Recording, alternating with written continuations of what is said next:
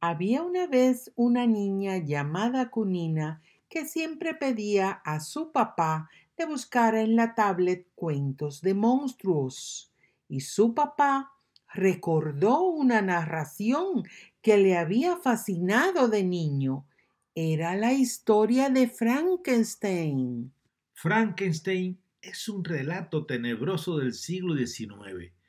Trata sobre el experimento de un científico que une partes de diferentes cadáveres y con la ayuda de una descarga eléctrica le da vida a su creación.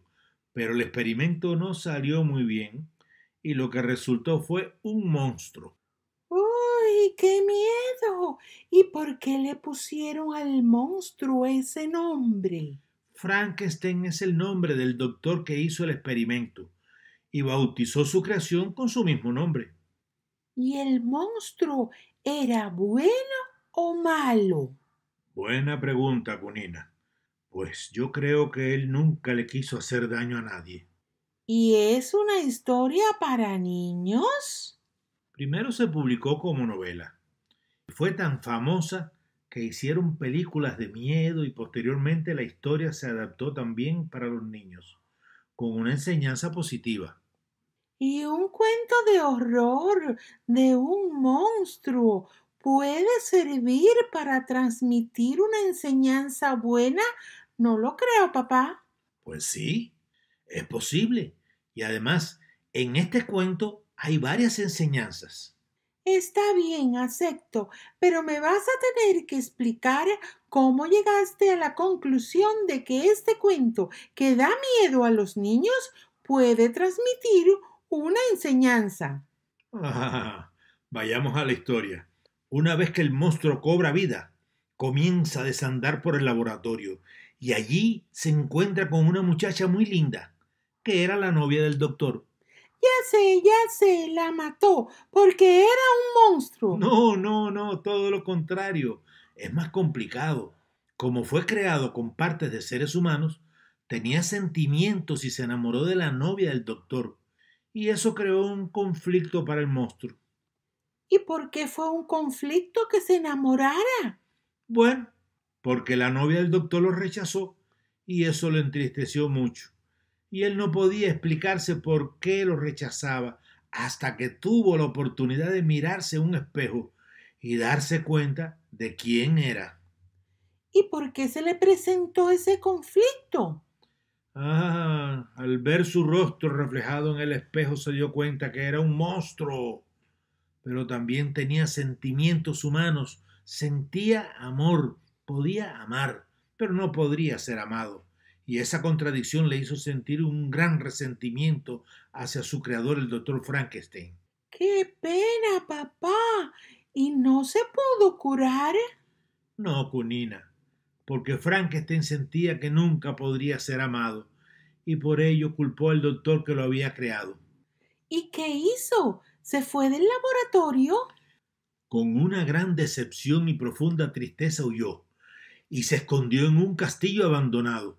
Pero el dolor lo persiguió hasta allí, y su resentimiento creció aún más.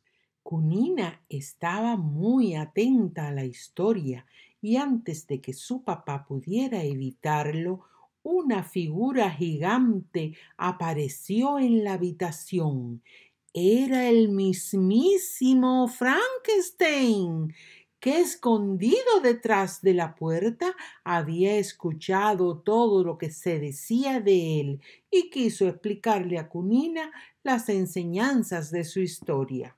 Yo desafortunadamente destruí a mi creador, Cunina, y ahí está la contradicción que llevo dentro y la gran enseñanza de esta narración. Cunina, atemorizada por la presencia del monstruo, se atrevió a preguntar ¿qué enseñanzas puede haber en ese final horrible?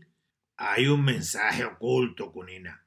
Algunos dicen que la enseñanza de mi historia se hizo para leccionar a los descuidados, a los que todo lo hacen mal, para decirles que si haces tu creación sin responsabilidad, como fue mi caso, esa creación imperfecta se puede volver contra su creador y podría matarlo. Y en ese sentido, el monstruo no sería yo, sino mi creador.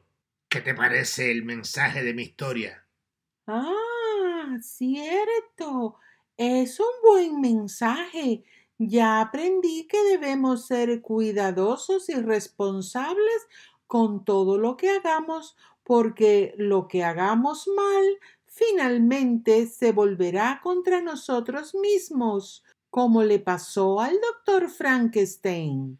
Y de la misma manera que llegó, desapareció el monstruo.